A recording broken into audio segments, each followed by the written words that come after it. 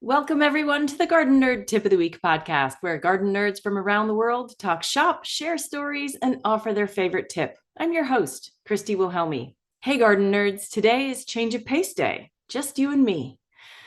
Today's episode is not really about gardening, it's about this podcast itself. I want to take a moment to look back at our time together for the past 16 years. That's right. Did you know that this podcast has been in existence since February of 2008? 16 years as of this recording. Although I have always said that I started the Gardenerd Tip of the Week podcast in 2007 because I spent the latter half of that year setting up the podcast and recording the first 5 episodes. Back then, there were no hosting platforms for podcasts. It was just the beginning of podcasting, and we had to create a .xml page on the Gardenerd website. Each week, we would manually upload the audio file and add a line of code that would tell iTunes where to look for it. We did that for years, and shockingly, we still host the podcast on the Gardenerd website. We've never moved it to a hosting platform. We eventually upgraded the way that we serve the podcast to you, but its home has always been on Gardenerd.com. For the first 10 years, it was just a 2-minute tip of the week. Short podcasts stood out at the start of podcasting, but after 10 years of doing that in 2017, it was time for a change. From those first 10 years, we created the digital compendium, 400 plus tips for organic gardening success. It's a Kindle ebook with hundreds of links to resources and products that we recommended during that decade.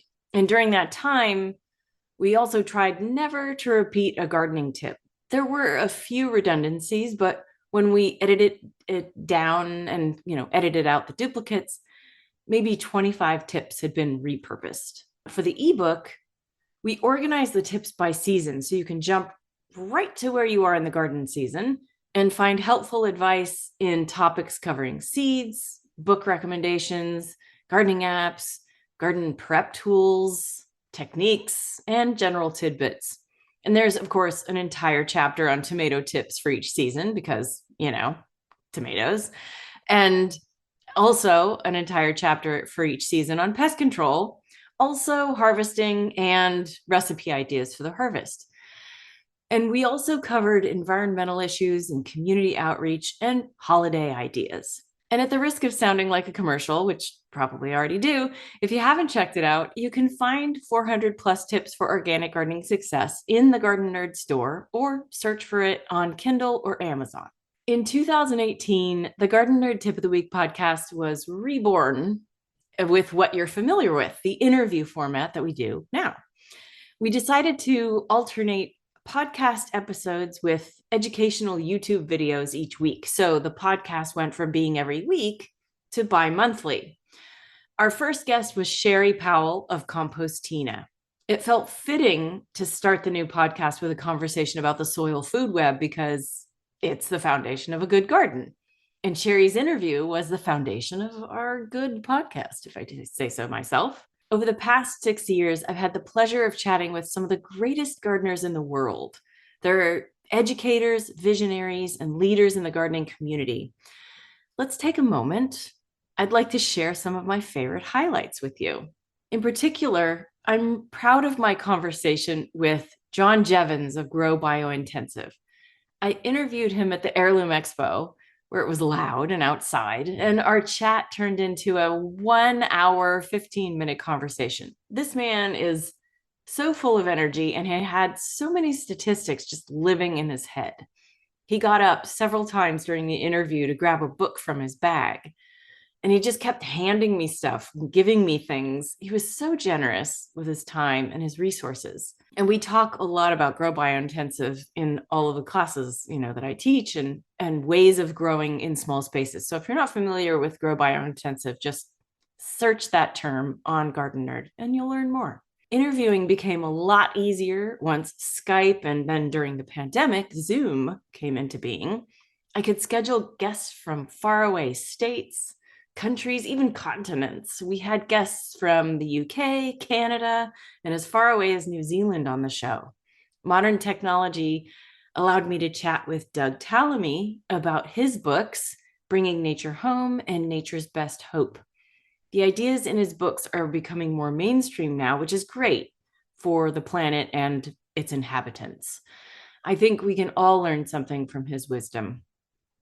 Another conversation I remember fondly was with author and the founder of Soulfire Farm, Leah Penniman, about food sovereignty. I was so jazzed when she said yes to my request. I was pinching myself because I thought for sure she would just not even respond. Her energy and power shows through every word that she speaks as she shares about the importance of reclaiming ancestral land and building agency in our food system. That was a really great conversation. I was lit up for weeks after that. And then, of course, Ira Wallace of Southern Exposure Seed Exchange was another great guest. We talked about the importance of saving seeds and the Heirloom Collards Project. That is a rabbit hole you can go down. I recommend it anytime. Check that out. Now, sometimes these recordings are more than just interviews. They're a record of someone's life. While we tried not to have guests on the show more than once, in a few instances, we had repeat visitors. I want to draw attention to one guest in particular, my dear friend, David King of The Learning Garden. We first had him on the podcast to talk about grafting fruit trees in March of 2018. I feel like I've known David forever, even though we'd only met a few years before then. The second time David was on the podcast was July of 2022. We talked about community gardens. His thoughts came a little slower and his words took longer to come out. Almost a year later, we discovered that David had Alzheimer's disease. And it's absolutely heartbreaking. I'm still in touch with David, but in hindsight, I'm really glad that we have this recording of him before his disease took hold. The interview years of the podcast started when I made a list of friends in the gardening world. The early conversations were more casual because we knew each other so well. I picked up knowledge from all of them. It was Siebes Bailey of Honeylove, who was not only my beekeeping mentor, but my chicken keeping coach, who gave me her word for when your chickens grow old and stop laying. That word is henopause. And I just love that. I've stolen that and use it all over the place. But by the time I finished that list of friends, publishers had started sending advanced reader copies of new gardening books and offered opportunities to talk with authors. And this kicked open the door to nerdy conversations with folks like Chris Smith about his book dedicated to okra and pressing your own seed oils with Bevan Cohen.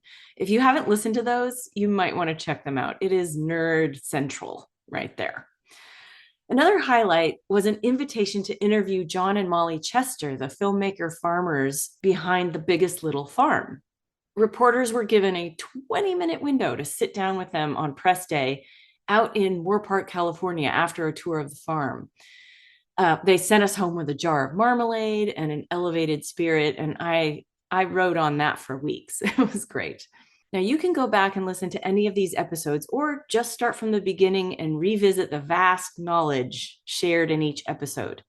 We'll list all of the podcasts mentioned here in the show notes to make it easier. Why am I reminiscing about the past right now? Well, garden nerds, once again, it's time for a change. After somewhere around 633 episodes, and honestly, I don't know how many episodes we actually have because we never numbered our episodes. Whoops. But after around 633 episodes, we're putting the Gardenerd Tip of the Week podcast on hiatus. I'm not sure when it will be back, but we're going to switch to producing a YouTube video every week for a while and see how that goes. If you aren't familiar with the Gardenerd YouTube channel, we've got over 230 videos that answer your burning gardening questions and help you step up your gardening game. We hope to add another 20 by the end of 2024. But before I go, let's do one last tip time for now. Okay, it's tip time. Actually, there might be two tips, one for gardening and one for life. First, here's what we do to make the most of a small garden space when planting vertical crops. Let's say your trellis is 4 feet wide. Dedicate each linear foot of that trellis, widthwise, to a different variety of whatever you're growing. For example, we grow cucumbers here at Gardenerd headquarters. And when we do, we plant 4 different cucumber varieties on a 4-foot wide trellis. With 1 or 2 plants or seeds of each variety, they will all grow together nicely, but produce different cucumbers. This year, we're planting these varieties. We're planting Serpent, Miniature White, Marketmore, and Lemon cucumbers. It just, diversity is key. And say, like example, you're going to plant peas. You can break it up into sugar snap and snow peas, each on half of the trellis. The snow peas are shorter and generally produce pods before your sugar snap peas, so you can tell the difference. Now, if you have an obelisk, you can plant a different variety of beans on each side of the structure. Try growing yard-long beans, yellow snap beans, scarlet runners, and a purple potted bean, and see how that goes. The pods look different, so you can tell them apart, even though the vines become interwoven. Now, I don't recommend this tip if you're planning to save seeds from the more promiscuous plants that can cross-pollinate, like cucumbers can. But if you aren't, give this a try. Okay, here's the second tip. This is a tip for life. I don't know about you, but I'm often in the habit of being a lurker online. I look something up and watch a video that answers a question, but I rarely leave a comment or give feedback. And I'm trying to change that for myself. I'm trying to engage more with the producers of this kind of content. If you're a regular listener of a podcast, a reader of a blog, watcher of a YouTube channel, show your support with more than a thumbs up. Content creators put their time, hearts, and souls into these projects. And sometimes honestly, I'm speaking from personal experience, it feels like we're just sending stuff off into the void of space. So let's you and me step up and engage with our favorite creators, support them financially, and give them something back for their efforts. We all know that free stuff isn't free to those who create them. So join me in supporting the creators who bring their best to the platform. All right, garden nerds, that's it for now. It's funny, I'm getting emotional about this. For something I've been doing for so long, it's kind of hard to let this go. But I'm not saying I'm letting it go. I'm just going to say goodbye for now. You will find links for everything I talked about on this episode on Gardenerd.com.